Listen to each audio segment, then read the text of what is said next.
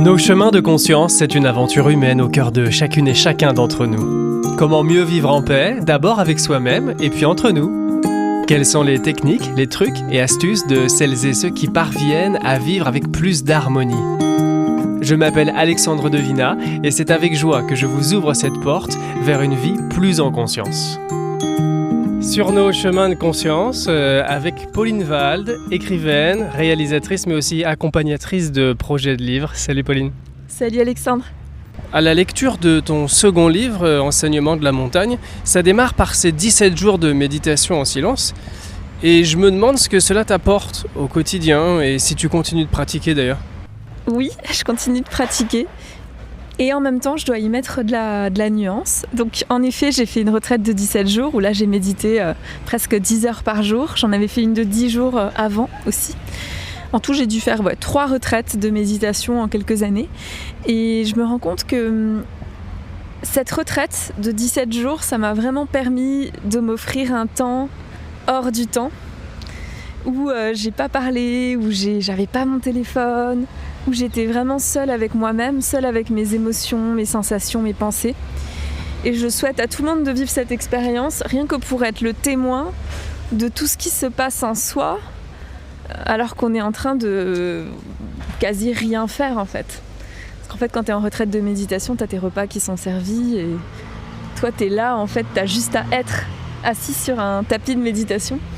En fait, j'ai adoré être dans cette observation pendant ces 17 jours et aujourd'hui, ça a ouvert une porte vers incorporer des instants méditatifs.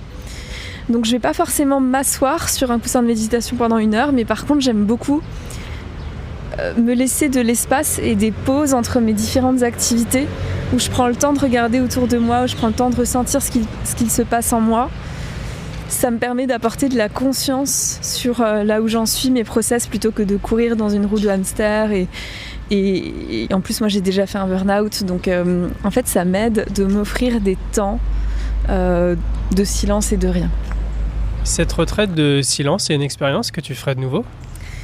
Alors, j'ai pas prévu d'en refaire pour l'instant. Pourquoi ? Parce que, pour moi, la vie est vraiment riche et belle et j'ai envie plutôt de m'offrir une vie de laquelle je vais pas forcément avoir besoin de me retirer comme ça pendant aussi longtemps. Parce que 10 jours, 17 jours, c'est quand même long. Et pourquoi je le referai pas dans l'immédiat ? Parce que je réalise que c'était un peu trop de méditer comme ça pendant 8 heures, 9 heures, 10 heures. J'avais envie de bouger alors que voilà, on reste quand même dans une immobilité. Et je trouve qu'il y a plein de moments où je me sentais pas très connectée à mon corps, où j'avais l'impression de partir un peu ailleurs. Et moi, ma quête du moment, comme j'ai quand même souffert d'anxiété ces dernières années, c'est d'être plus présente dans mon corps. Et j'ai l'impression que cette présence, elle passe par le mouvement, par l'observation de mon environnement, et du coup, être assise les yeux fermés pendant 8 heures, 9 heures, 10 heures par jour, c'est trop. Mais du coup, j'aurais plutôt tendance à me réserver une semaine dans une maison dans la nature et puis me laisser libre de mes élans de chaque instant, lire un livre, écrire, faire la cuisine, aller me promener dans la forêt. Voilà, ce serait plus ça que je me proposerais plutôt que d'être bloquée 8-9 heures par jour. Et toi, tu aurais envie de faire une retraite de méditation comme ça, de 10 jours ? J'ai fait 1 semaine déjà, mais il n'y avait pas le côté silence. J'ai vu ce que ça m'a apporté, une profonde sérénité, une profonde sagesse. Et exactement comme toi, l'incorporer au quotidien, par exemple en faisant la vaisselle ou en cuisinant, c'est vrai que c'est quelque chose qui fonctionne très bien. Ouais, en fait c'est ça que je me dis, c'est comment est-ce qu'on peut réussir à rendre nos vies plus méditatives en fait. Moi, ça m'a aussi apporté cette prise de conscience que malgré tout ce qui se passe à l'extérieur de moi, tu vois, l'image qui me vient, c'est un océan avec des vagues. Et en fait, quand tu vas au fond de l'océan, tu sens qu'il y a un calme, vraiment une tranquillité, quoi. Et c'est beau d'aller contacter cette tranquillité en soi parce que quand tu vis des événements qui peuvent te chambouler, ça crée un frayage en toi et tu peux te souvenir qu'il y a cet endroit en toi qui est calme. Et ça aide. Et ça m'a aidé. Parce qu'au fond, même si je refais pas de retraite là en ce moment, j'ai quand même cette conviction que qu'importe ce qui se passe à l'extérieur, je peux quand même intérieurement aller contacter ou aller goûter un peu à cet espace de calme. Je dis pas que c'est accessible tout le temps, hein, mais savoir qu'il existe cet espace, ça change tout. Ça permet de revenir en soi dans les moments compliqués, dans les moments où l'émotionnel peut prendre le pas. Par exemple, sur la colère, il y a plusieurs passages dans ton livre Enseignement de la montagne qui m'ont vraiment fait rire, notamment quand tu médites et avec cette femme qui marche sur ton tapis. Aujourd'hui, comment tu gères cette colère quand elle arrive ? Alors, c'est une bonne question parce que, en fait, pendant longtemps dans ma vie, je ne me suis pas autorisée à être en colère.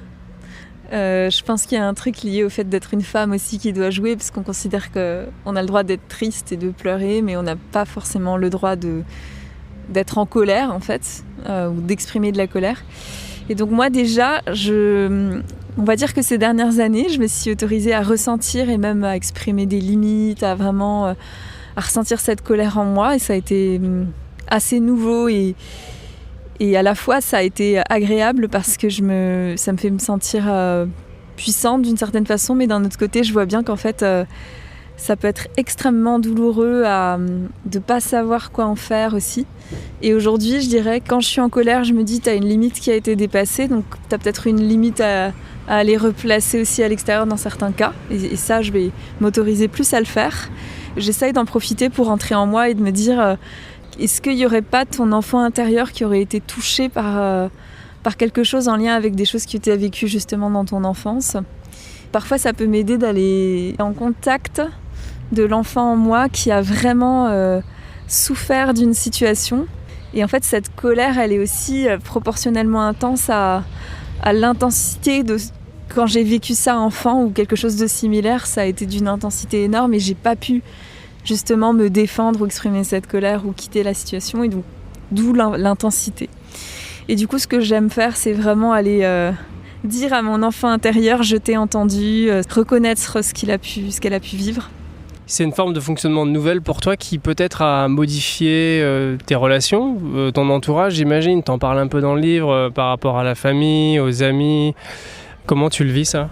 Cette façon de voir les émotions comme étant parfaitement normales en moi, déjà, ça m'a apaisée moi-même, parce qu'en fait, je me répète vraiment que tout ce que je ressens est totalement normal. En fait, je vais plus essayer de me dire que je suis pas ça.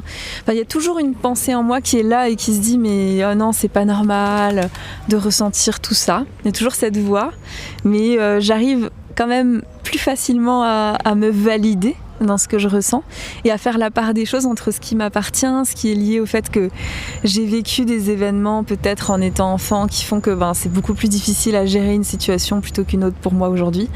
Donc je fais la part des choses aussi entre ce qui m'appartient, entre là où j'estime que l'autre a dépassé une limite, toujours par rapport à moi évidemment, là où j'ai pas suffisamment posé mon cadre aussi. Dans mes relations, moi ça me rend beaucoup plus capable d'entrer en lien. Parce que je pense que pendant des années, comme j'étais pas capable de poser des limites saines et d'exprimer mes besoins, en fait en permanence la relation venait m'irriter. Donc un exemple, ça peut être le besoin de solitude. Par exemple, t'es en vacances avec quelqu'un et t'as besoin d'être seule et tu sens ce besoin d'être seule pour te recharger, parce que surtout quand t'es introverti, le besoin d'être seule il est hyper important parce qu'on se recharge en étant seul. En fait, peut-être qu'il y a quelques années, j'aurais pris sur moi beaucoup plus et puis à un moment, j'aurais implosé. Je dis implosé parce que j'aurais pas osé exploser devant l'autre, donc j'aurais implosé, j'aurais été frustrée et puis j'aurais plus envie de voir la personne. Alors qu'aujourd'hui, je vais plus me dire, pour le bien de la relation, je vais exprimer mon besoin. Et donc je vais peut-être dire à l'autre, là j'ai ce besoin d'être seule, ça n'a rien à voir avec toi, c'est comme ça que je fonctionne.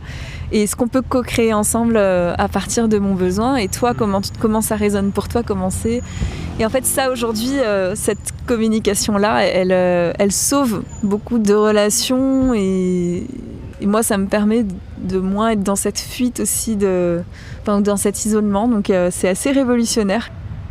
En parlant de tes relations aux autres, tu as d'abord commencé par réaliser un documentaire, puis écrire des livres, mais en parallèle, tu es surtout psychologue. Et puis maintenant, accompagnatrice pour réaliser son projet de cœur.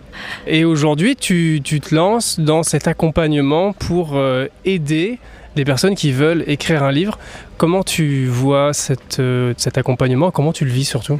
Bah oui, parce qu'au moment où on enregistre, en fait, je viens de lancer un appel pour les personnes qui sentent l'élan d'écrire un livre de me rejoindre.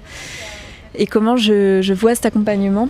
Il y a beaucoup de gens aujourd'hui qui ont envie de partager un message au monde, en fait, en lien justement avec les expériences qu'ils ont pu vivre, une sagesse qu'ils ont pu retirer de choses que ces personnes ont vécues. Et je pense qu'en fait, écrire... Avant tout, ça nous fait du bien à nous-mêmes. Moi, j'adore écrire. C'est thérapeutique d'abord pour nous. Ces personnes qui ont des livres comme ça qu'elles ont envie d'amener au monde, c'est moi ce que je me vois un peu comme quelqu'un qui viendrait leur prendre la main et qui leur dirait ben voilà, il y a un chemin et voilà les différentes étapes du chemin et je vais t'accompagner pour avancer sur ce chemin étape par étape. Parce que ton livre, il va faire du bien à plein de gens et ce serait extrêmement dommage de ne pas l'écrire. Parce que même si aujourd'hui parfois on se bloque nous-mêmes en se disant ben j'en suis pas capable, qui suis-je pour écrire un livre, il y en a déjà plein. Alors qu'en fait on a tous et tout un message vraiment unique à partager. Et en fait qu'il se vende à 100 exemplaires ou 100 000, ce qui compte c'est est-ce qu'il va aller toucher le cœur de quelqu'un. Je parlerai aussi de communication dans cette formation, de comment affiner son message aussi pour trouver son lecteur, quoi. Évidemment c'est important en tout cas pour les personnes qui ont beaucoup d'ambition, c'est important de s'autoriser à avoir cette ambition d'en vendre 100 000, parce que c'est tout à fait possible. En tout cas, ce que je veux faire, c'est accompagner les personnes qui ont ce projet à marcher sur ce chemin, à aller au bout de ce projet, et cela dans le plus de sérénité possible. Parce qu'aller au bout de son projet de cœur, ça demande énormément de courage et de persévérance. Ça nous fait rencontrer nos peurs, en fait, en chemin. Et ça, tu le vois aussi, parce que toi, tu as plein de projets et tu avances sur tes projets, notamment ce podcast, bravo. Et du coup, voilà, ça nous fait rencontrer plein de parts de nous, la peur d'être visible, la peur de l'échec. Voilà, moi, ce que j'ai envie de dire, c'est mieux vaut toujours agir et tirer des leçons de ses actions plutôt que de ne rien faire. D'ailleurs, ce qui est intéressant, c'est d'abord de passer à l'action et de réfléchir ensuite. Ouais, complètement. En fait, là, on est en train de marcher, vaut mieux marcher dans un chemin et puis après ajuster, et puis se dire, au final, je préfère aller dans ce chemin là-bas, plutôt que de rester sur place, quoi. C'est clair. Parce que l'action nous donne des informations qui permettent après d'affiner encore plus. Parmi tous ces projets et toutes ces casquettes, tous ces chapeaux, si je m'en fie à ta tenue, est-ce qu'il y a une étiquette ou un titre ou une activité qui t'apporte plus que les autres ? Une activité qui m'apporte plus que les autres moi, aujourd'hui, j'ai pris conscience que mon chemin actuel, et ça peut changer dans quelques années, ce qui me met le plus en joie, c'est de vivre des expériences, d'en tirer... un enseignement, de le repartager et d'aider des autres à faire d'eux-mêmes, quoi, tu vois, faire ça aussi. En fait, je réalise que je pourrais pas passer ma vie à écrire parce que c'est quand même assez solitaire d'écrire un livre. Je sens que là, par exemple, ça me met en joie d'accompagner des personnes qui ont un projet de livre. Ça m'ouvre à plein de nouvelles idées. Je les accompagne un peu comme si c'était mes projets à moi, ça m'enthousiasme de les voir avancer, ça va répondre à un besoin de contribution, peut-être de transmission aussi, qui est différent qu'à travers un livre ou un film, parce que j'ai adoré aussi réaliser ce film. Donc en fait aujourd'hui, moi je me dis, j'ai un fil rouge et il peut s'exprimer sous différentes facettes, que ce soit l'écriture de livres ou réalisation d'un film ou accompagner des gens aussi, quoi. Et là, intérieurement... Quand tu es dans cette énergie de confiance, quand tu captes, quand tu reçois, quels sont les différents projets qui t'appellent pour ces prochaines années, si tu en as ? Alors, j'ai envie d'écrire un 3e livre, ça c'est clair. Je t'en ai parlé un peu. Voilà, c'est encore très embryonnaire, mais je pense que ça portera sur le thème de l'écoute de soi. Après, est-ce que ce sera un roman ou pas, ou une fiction ? Franchement, je ne sais pas encore, mais c'est en train de mûrir en moi. J'aimerais beaucoup refaire un documentaire aussi, vraiment beaucoup. Là, je sens que j'ai envie d'accompagner des gens sur leur projet de livre. Je sens que c'est quelque chose qui va s'inscrire sur du long terme. Tu vois, que la formation en ligne, il y aura plusieurs sessions par an. Je vois pas mal ça. Ouais, c'est ça là qui se dessine pour moi. Il y a une question que je me pose vraiment sur toutes les fois où on a pu échanger et qui m'avait un peu choqué, c'était comment tes proches avaient perçu ton changement de vie. Et aujourd'hui, je me pose la question, mais comment ça se passe avec ces proches-là, notamment dans ta famille?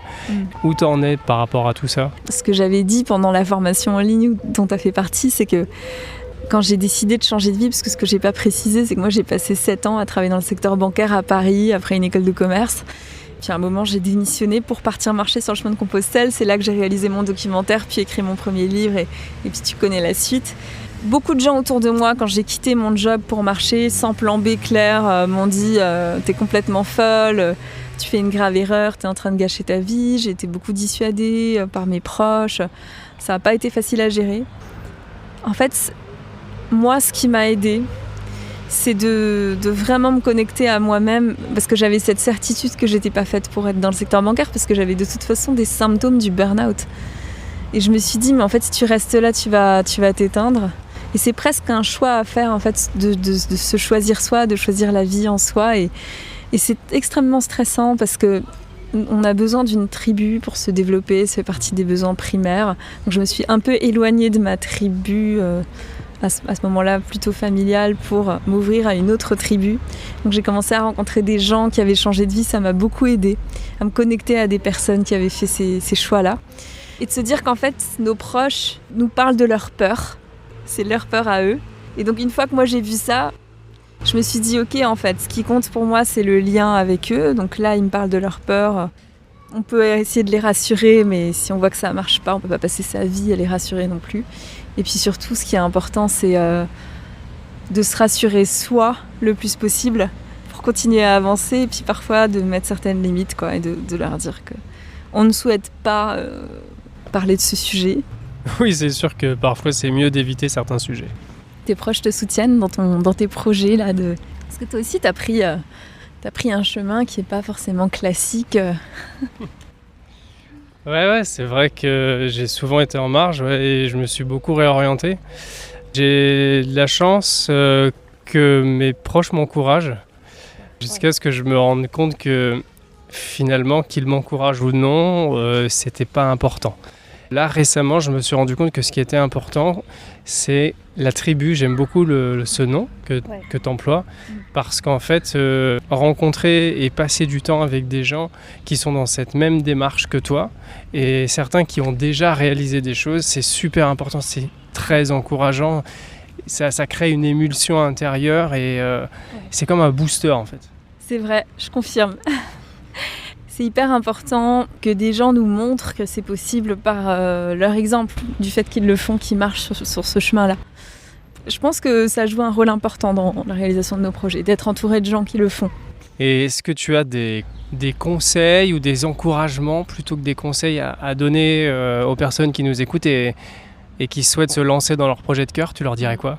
Connectez-vous à la joie de ce projet, imaginez-vous arriver et ressentez ce que ça vous fait, ressentez cette fierté, ressentez ce bonheur d'y être arrivé.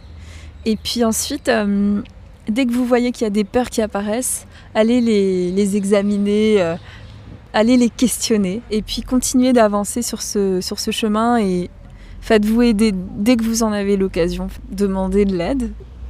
Ne lâchez pas le projet, surtout s'il est là depuis longtemps. Continuez d'avancer même si vous savez pas exactement quand ça va marcher, si ça va marcher quoi. Si vous avez cette idée qu'elle vibre dans votre cœur, c'est peut-être que c'est ça que vous avez à faire. En fait, il y a même certainement aucun doute là-dessus. Donc vous n'avez pas le choix. Vous devez suivre et honorer cette idée. Nos chemins de conscience, merci pour votre écoute. Partagez, restez connectés et prenez soin de vous.